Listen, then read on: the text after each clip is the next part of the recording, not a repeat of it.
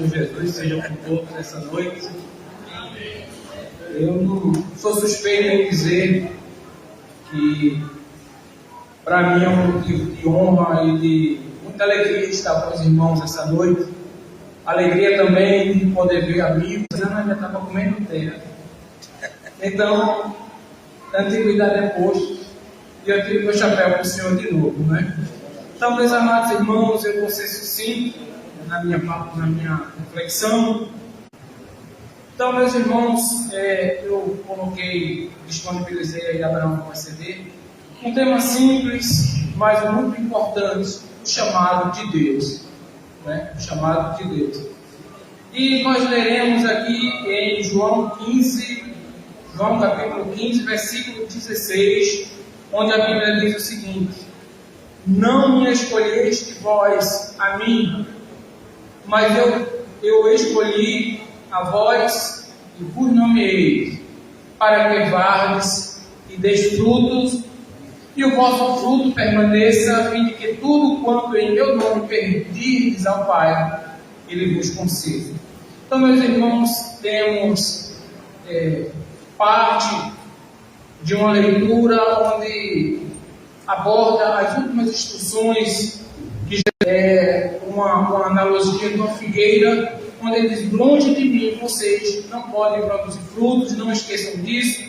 Se vocês não produzirem fruto, meu Pai tira vocês da figueira e joga. Não escolheste vós a mim. É que quando Jesus passou na vida daqueles discípulos, eles nem pensavam que iriam ser chamados. Uns estavam pescando, outros nem sequer imaginavam. E ele diz: olha, tenha certeza de uma coisa, vocês não escolheram a mim. A ótica de Deus funciona assim. Mas eu que escolhi vocês, e eu vos nomeei para que vocês vades, e no percurso da missão que eu vou lhe dar, vocês continuem produzindo frutos. Então, meus irmãos, quando lemos essa passagem aqui, temos de entender primeiro. Eu fiz destaque de algumas palavras: não me escolheste. E se você for no dicionário, você vai encontrar o seguinte: escolher é optar entre uma coisa e outra, ou entre uma pessoa e outra, preferir, selecionar, eleger, escolher entre outras opções. Então, quando eu olho para esta definição do dicionário, significa que o ministério pastoral, aqui eu vou trazer essa reflexão baseada nesses dois ministérios, não foi escolhido o pastor João aleatório, não. Deus, ele escolheu desde o ventre o pastor João para ser o pastor da sua obra. Assim também os diáconos que aqui estão, vocês não tiveram a opção de dizer: eu vou ser escolhido por Deus. Ele escolheu você desde o ventre da sua mãe. Isso que Jesus disse: vocês não escolheram a mim, vocês não tiveram essa opção, mas eu escolhi vocês. E a outra palavra que eu destaquei é nomear e nomeei. Nomear, irmãos, é uma coisa ainda mais precisa. Além dele escolher, ele dá nome. Eu escolhi Gilmar para o pastorado da minha igreja. Eu escolhi Valquíria para ser diaconisa serviçal da minha igreja. Eu escolhi Souza. Dentre as opções que eu tinha, entre muitos servos que eu tenho trabalhando para mim, eu escolhi Souza para estar aqui servindo a igreja. Eu escolhi Henrique para servir a minha igreja. Então você percebe, meus irmãos, ou nós percebemos nessas definições, que Deus, tanto o Pai, o Filho e o Espírito Santo, ele tem um papel fundamental na escolha das pessoas que ele quer trabalhar.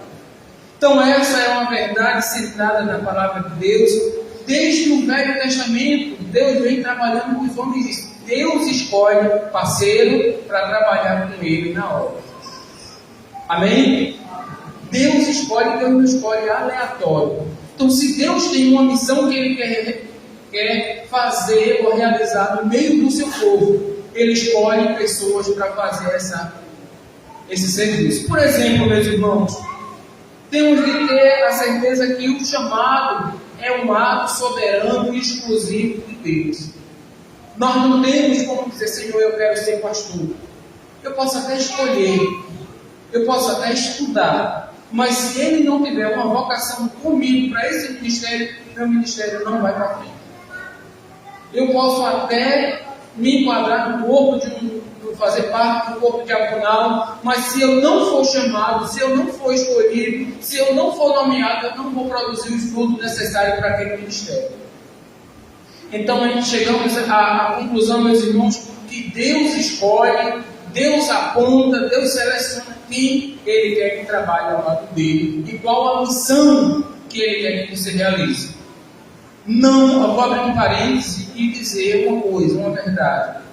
Não quero dizer com isso que os demais não sirvam a Deus e não sirvam aos propósitos de Deus. Todos são servos de Deus, todos têm uma importância no reino de Deus. Ninguém é neutro, mas tem outra classe de pessoas que Ele separa para serviços específicos. Entre eles, o serviço ministerial. Amém?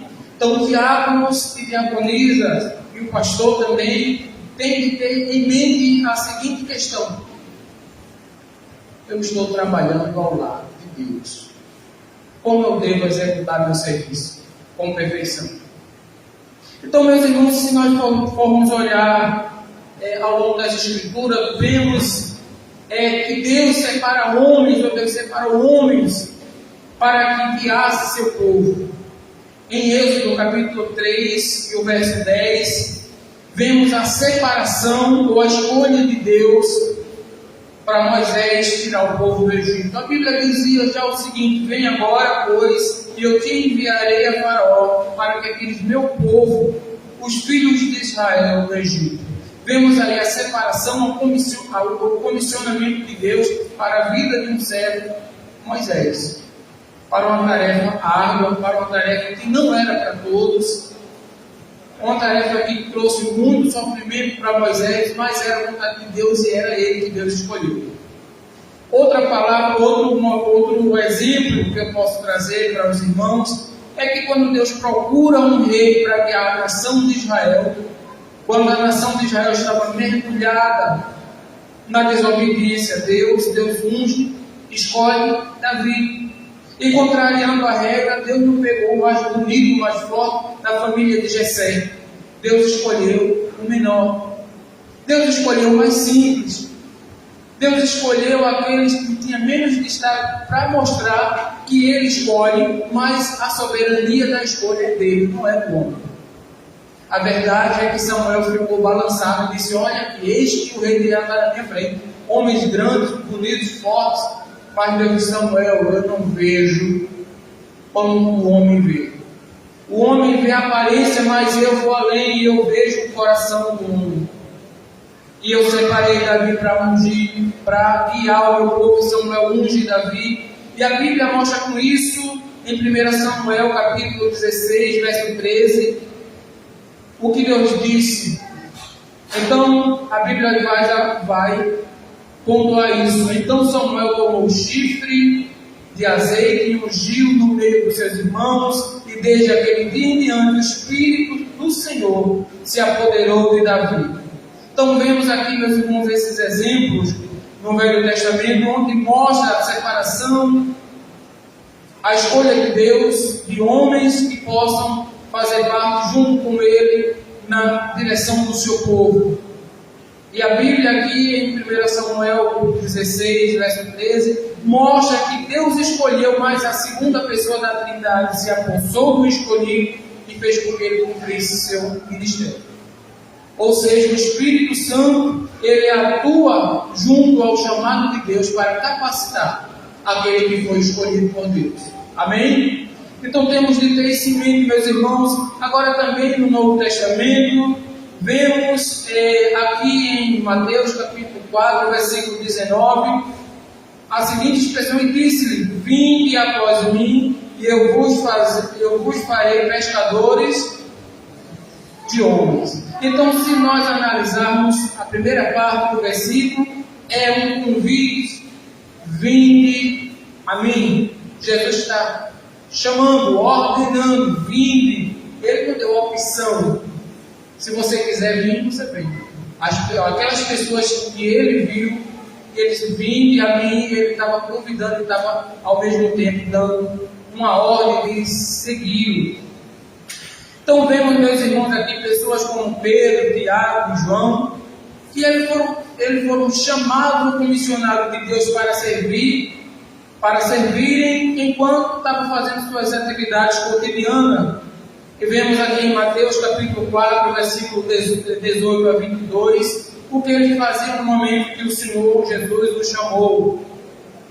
Paulo também, ele foi chamado por Deus, tendo aquele contraste de ser um perseguidor, mas após a sua conversão foi um vaso escolhido por Deus. Em Atos capítulo 9, do verso 1 ao 19, se os irmãos em casa com tempo puderem ver, vocês vão ver o chamado de Paulo. Então, meus irmãos, vemos agora também a outra verdade que temos de ter em mente, é que quando Deus separa os seus servos, entra em ação o agir soberano de Deus, da sua vontade, mas também a segunda pessoa da Trindade, ela tem esse poder de separar homens para o serviço que ele quer que realize. Então vemos aqui em Atos capítulo 13, versículo 2, a seguinte verdade. Disse o Espírito Santo: separai-me a Barnabé e a Saulo para a obra que eu vos tenho chamado.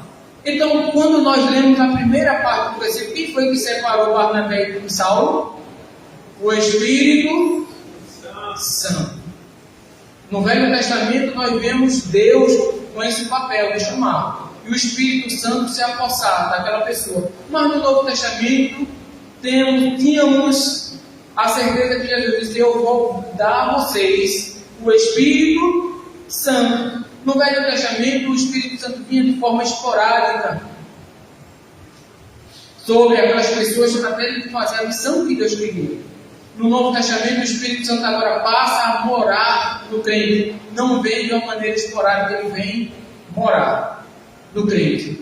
Então, vemos aqui, meus irmãos, que o Espírito Santo, ele faz a separação e a ordenação das pessoas que ele quer servir na sua obra.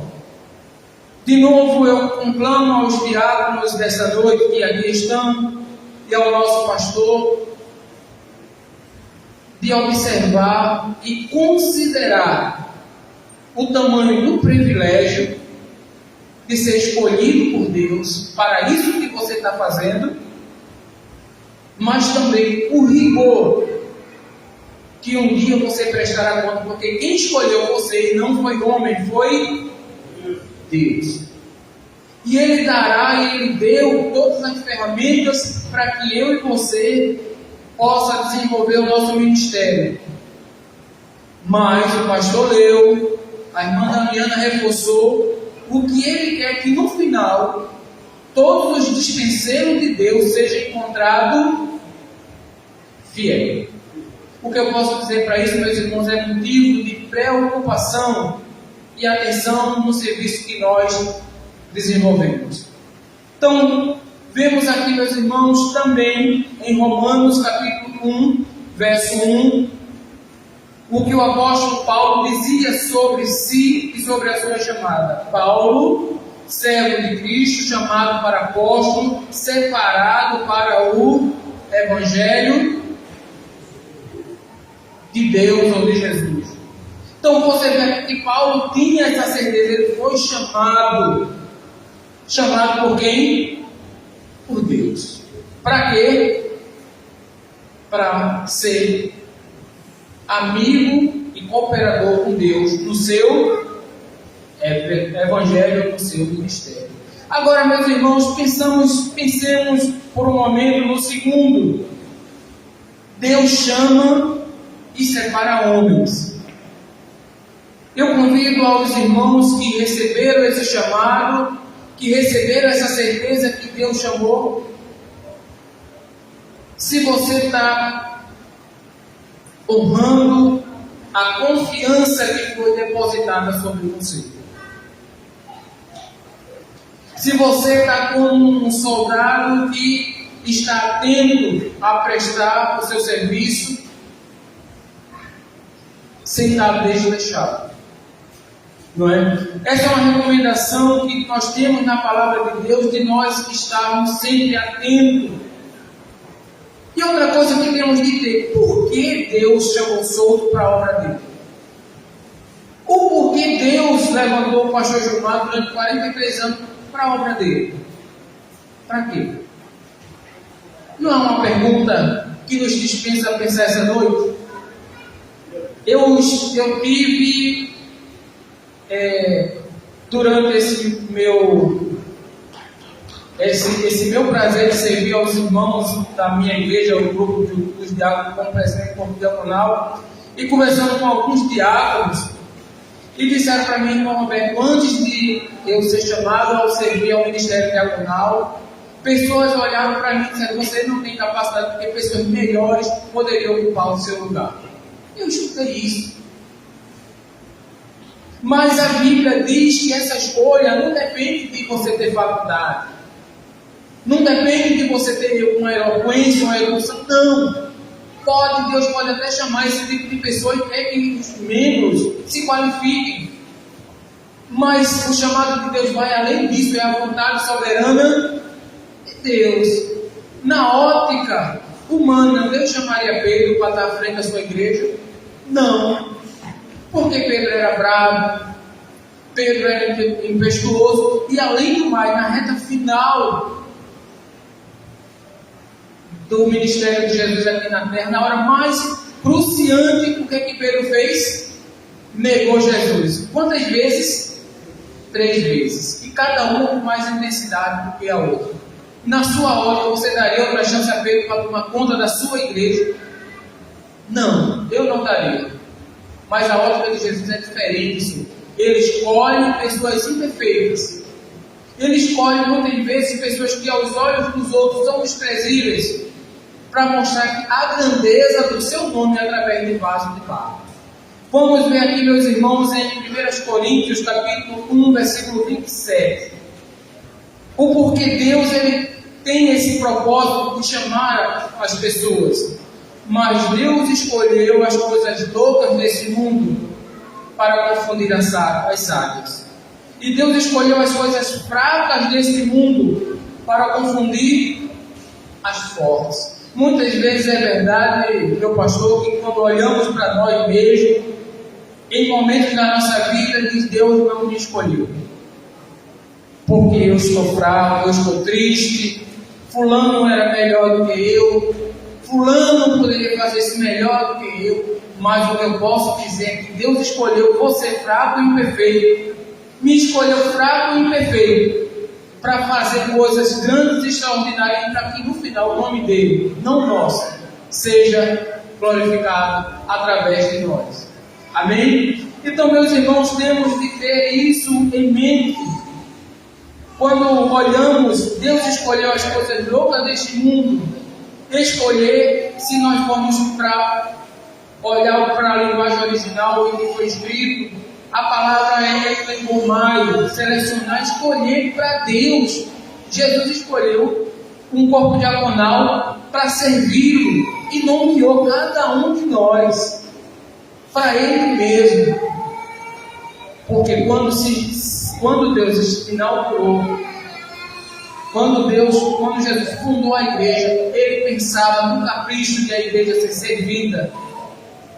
Entre tantas missões que a igreja tem, de evangelizar, de cuidar, de zelar, Ele escolhe pessoas para cada finalidade dessa. Deus é criterioso. Deus ele pensa nos mínimos detalhes. Agora, dentro desse serviço, Deus escolhe vasos imperfeitos.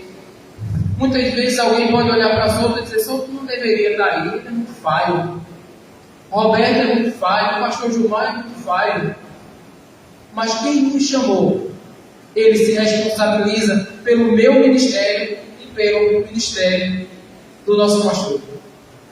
Então a certeza que temos, meus irmãos, é que o chamado de Deus na nossa vida, ele muitas vezes vai em contramão aquilo que as pessoas pensam de nós. Muitas vezes as pessoas olhariam e dizer, ali naquele cargo poderia ser um pastor melhor. E voltando, meu pastor, a leitura que fiz é que em 43 anos, 44 anos do seu ministério, aquele chamado, aquela separação, houve uma confirmação, porque frutos acompanharam a sua vida. Frutos que o Espírito Santo fez com que as pessoas reconhecessem que, apesar da sua imperfeição, das suas falhas, muitas vezes dos seus medos, os frutos brotam porque não é do seu medo, porque é do Espírito Santo. Diáconos e diaconisas, muitas vezes os frutos multiplicam-se na sua vida ao longo do seu ministério, porque os frutos são do Espírito Santo, produzido através de nós. Veja que maravilha, veja que honra. Então, quando olhamos, meus irmãos, Deus, Ele capacita aquelas pessoas que Ele escolhe. Eu tenho um grande prazer de ver que os diáconos nessa igreja, muitos deles trabalham em muitas áreas. Tem aqui na área do pastorismo na prefeitura, né, a diaconisa Valquíria, em missões, a diaconisa Fátima, escola dominical, a diaconisa Jeane, diaconisa Silvânia. O grupo dos homens, a liderança está nas costas do diácono Souto. Então são diáconos proativos, que mostram o amor que Deus dispensou, para que nós possamos pegar esse amor e distribuir para as pessoas. E cuidar, e liderar também a nossa vida. Então, meus irmãos, agora, contudo, porém, temos de observar alguma coisa, alguns critérios para a eleição dessas pessoas. Então, existe uma palavra que o pastor Gilmar gosta de usar, alavonter, é uma palavra francesa, né? Uma expressão francesa, à vontade, é isso? Então, quando temos os critérios para separação dos ministros, não atingir o objetivo de Deus na vida delas. Amém? Então, primeiro, antes de uma igreja separar, antes da igreja consagrar um pastor, como a irmã Damiana falou das suas preocupações, primeiro tem que se observar se ele realmente teve uma chamada divina.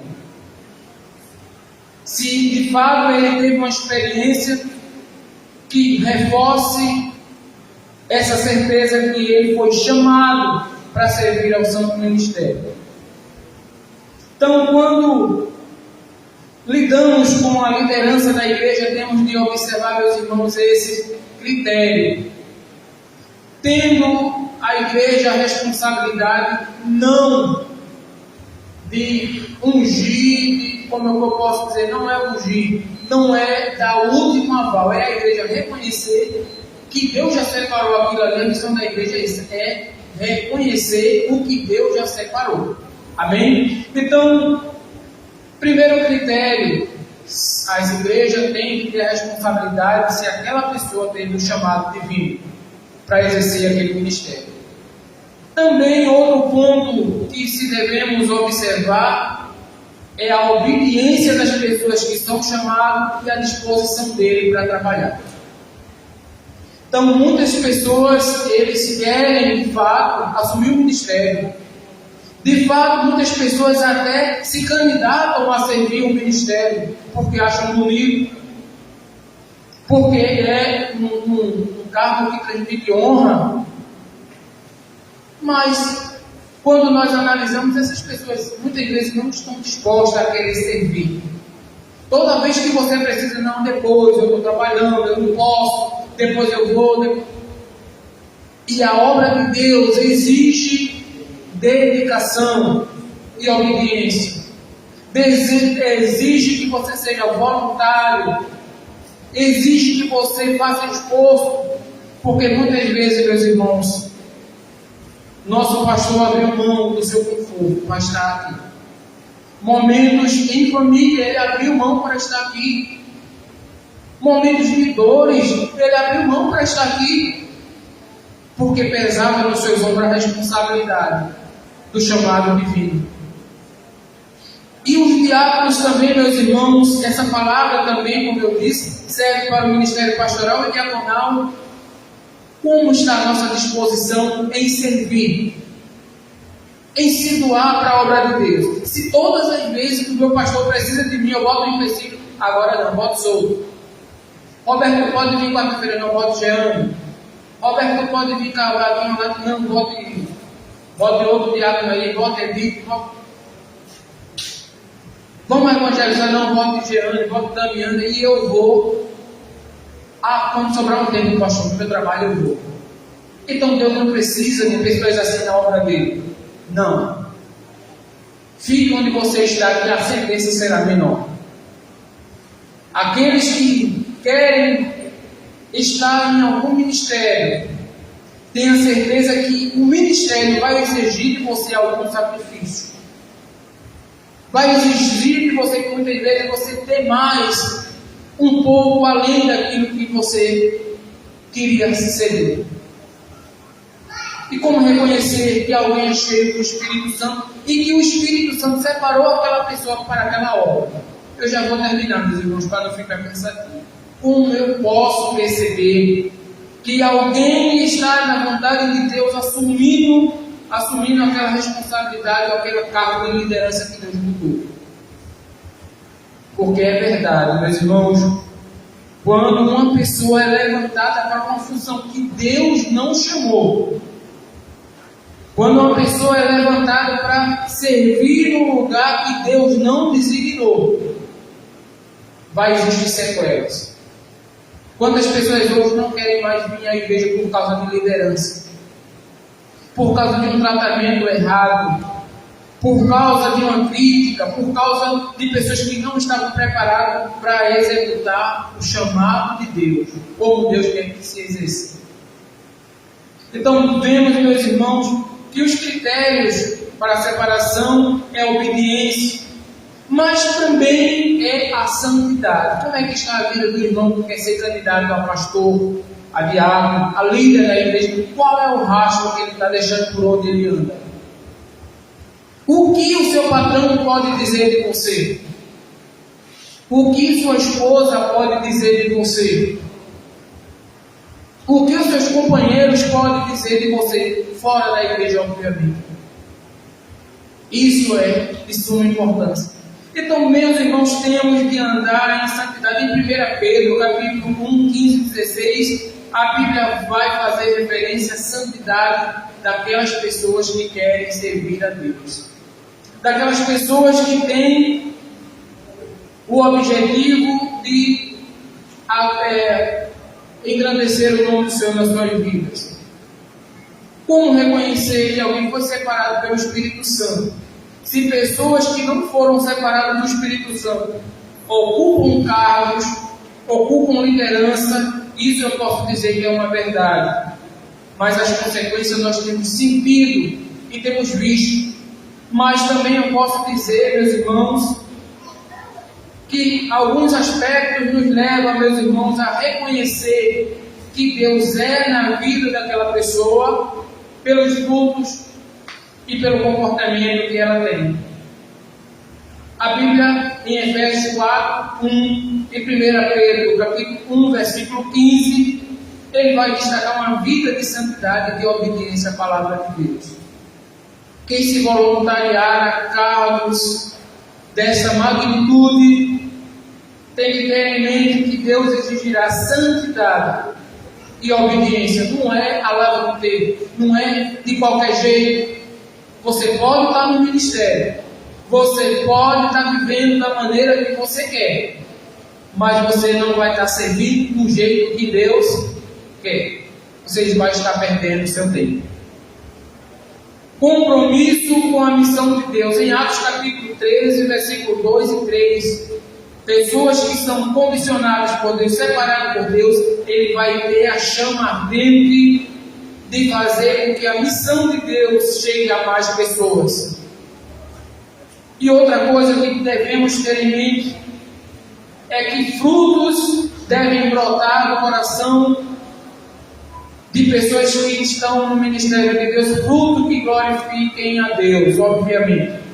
Então não adianta somente ser um pastor, não adianta apenas ter 43 anos, não adianta ser diácono há 50 anos, há 10 anos, se minha vida não produzir frutos que glorifiquem a Deus. Se alguém não se sentir convencido de glorificar a Deus através das nossas vidas, não valeu a pena. Mas o que eu posso dizer aos irmãos que, analisando este perfil, eu glorifico a Deus porque hoje nós estávamos contando as coisas, hoje pela manhã recordando algumas coisas que Deus permitiu que o pastor fizesse e se regozijasse agora, depois desse longo tempo. Quantos batismos, pastor? 407 batismos, aproximadamente. Casamentos, pessoas que se renderam a Cristo aqui, através do fruto das pregações, da mensagem, de esforço. Então fomos chamados, meus irmãos, para produzir frutos que glorifiquem a Deus. Então, para que Deus nos chamou? Para que Deus nos separou? Para que Deus nos escolheu? Primeiro temos de ter em mente que Deus escolheu pastores e diáconos para cumprir o seu propósito soberano. Não foi para a gente ocupar cargo, dar um paletó bonito, receber aplausos. Não. O que Deus quer para nós, escolhidos, separados, é para que nós possamos cumprir um propósito soberano que foi designado para nós. Então a Bíblia vai fazer em Efésios, essa referência em Efésios 1:11, o apóstolo vai dizer: nele, digo, fomos feitos herança, havendo sido predestinado segundo o propósito daquele que fez todas as coisas conforme o conselho da sua vontade. Então Deus escolheu a gente, Deus ele nos separou para fazer o propósito soberano dele. Se eu estou exercendo o meu diaconado, o meu pastorado, e não estou cumprindo aquele propósito que Deus me fez, eu estou perdendo tempo. Eu estou ocupando o lugar de quem quer trabalhar. Então, para que Deus chama diáconos? Para que Deus chama pastores? Para que Deus levanta a liderança? Para proclamar o Evangelho. Souto, o diácono Souto, fazer essa menção, com sua permissão, ele botou no seu coração de levar isso a sério, proclamar o Evangelho. Ele, Souto, acha que isso aqui ainda é pouco. Ele quer ir um pouquinho mais, abrir um ponto de pregação na sua casa. Que maravilhas Deus tem operado. Por quê? Porque no coração de Souto, ele quer que a obra de Deus cresça um pouquinho, se depender dele, ainda mais. Então, eu fico regozijado quando eu vejo que cristãos querem pregar o Evangelho. Agora, pregar o Evangelho, meus irmãos, é um ato individual. Também é responsabilidade da igreja, mas também é um ato individual. Eu não posso exigir de Souto, eu não posso exigir de Alquíria, de Moisés, de Jair, que faça isso por mim, não. Eu posso fazer individualmente. Jesus disse que nós devemos pregar o Evangelho a toda criatura. Ide, não é? Pregar o Evangelho a toda criatura. Quando Jesus disse ide, é uma ordem, mas ele não disse que era pastores e diáconos, não, ele disse a todos. Todos que professam o nome de Jesus têm essa missão. Amém? Então nós vemos aqui, meus irmãos, que homens chamados para o ministério foram chamados para proclamar o Evangelho, mas também para liderar e pastorear o povo de Deus. Eu vou abrir um parênteses e dizer o seguinte: liderar pessoas, apacentar pessoas, cuidar de pessoas é doloroso, é difícil. Não queiram, se Deus não lhe chamou, estar nesse lugar. Cuidar, apacentar, tratar, ouvir, aconselhar. Se você não tiver o preparo de Deus, é uma obra muito árdua, você não vai aguentar. Diga-se, pastor, de quantas vezes ele precisou fazer esse processo, muitas vezes recebeu ingratidão. O vulgo popular coisa. Mas ele não pode abrir mão disso, porque ele foi comissionado para isso. Diáconos, a função é cuidar, ajudar o pastor a apacentar as ovelhas, é fazer-se uma extensão do braço do pastor, a fim de abraçar toda a congregação na sua responsabilidade. Mas para isso, diáconos têm que ter no seu peito um coração que pulse em sintonia com o coração de Deus. Aqui não vai haver espaço na obra do Senhor para o diácono negligente. Na obra do Senhor não vai ter espaço para diácono arrogante. Aqui na obra do Senhor não tem espaço para pessoas que querem apontar para o seu nariz e dizer: eu sou o melhor. Porque você vai estar perdendo seu tempo. Quem disse isso? Jesus. Certa vez Jesus andando, disse para ele atrás: eu sou o melhor, porque eu fui chamado primeiro. Eu sou chamado porque eu tenho meu irmão aqui também, nós dois. Jesus, você estava conversando com quem lá atrás? Eu vou dizer uma coisa para vocês: quem dentre vós quiser ser o maior, seja o menor. Quem quer ser servido, faça o quê? Servir. Missão de diácono não é... Qual é a missão do diácono, meus irmãos? E como é que você tem servido a igreja de Deus? Como está a sua voluntariedade com a obra de Deus? Será que você só bota empecilho, e luta e deixa a obra de Deus para depois? Você não está sendo achado fiel ao seu chamado. Portanto, meus irmãos, é uma linha tênue. Então, o que eu posso dizer? Que Deus usa diáconos e Deus usa pastores para um processo de santificação e transformação também pessoal. Porque o pastor Gilmar não seria essa mesma pessoa que ele é, se ele não tivesse também passado por essa experiência de 43 anos de ministério. Vamos dizer que o pastor Gilmar não fosse pastor. A mente dele poderia ser outra. Se Soulo hoje, diaconisa Fábio, não fosse uma diaconisa e não tivesse de atuar como ele tem de atuar, talvez ele não fosse a mesma pessoa, com o mesmo pensamento. Então somos chamados a crescer, meus irmãos, e nos transformarmos em caminho com Jesus. Ouvindo, sentindo e cuidando como Jesus quer cuidar da sua igreja. Quem é os braços de Jesus dentro dessa igreja para cuidar dos irmãos? Diáconos e diaconisas, ministerialmente falando. Mas a obrigação somente dos diáconos? Não, é de todos. Mas que nós, diáconos e diaconisas, não percamos esse foco. Você não foi chamado para ser estrela. Você não foi chamado para receber aplauso ou elogio. Você foi chamado para servir. E servir a quem quer bem a você e quem muitas vezes não quer bem a você. Aqueles que agradecem e aqueles que também não vai agradecer. Vai dar coisa. Quando o diácono ele tem na sua cabeça que o propósito maior da sua vida é servir a Deus, ele não precisa se envergonhar de ele ser pequeno, frágil e muitas vezes sentir medo. Não.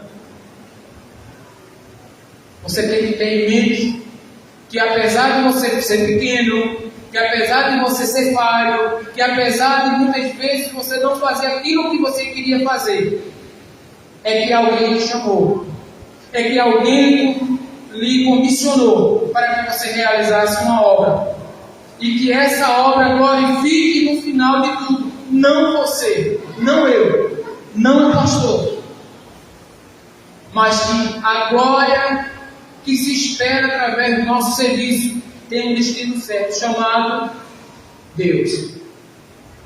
Então, meus irmãos, em 1 Coríntios capítulo 10, versículo 31. Vamos fazer essa receita para a nossa vida. Portanto, quer comais, quer bebais, ou façais qualquer outra coisa, fazei tudo para a glória.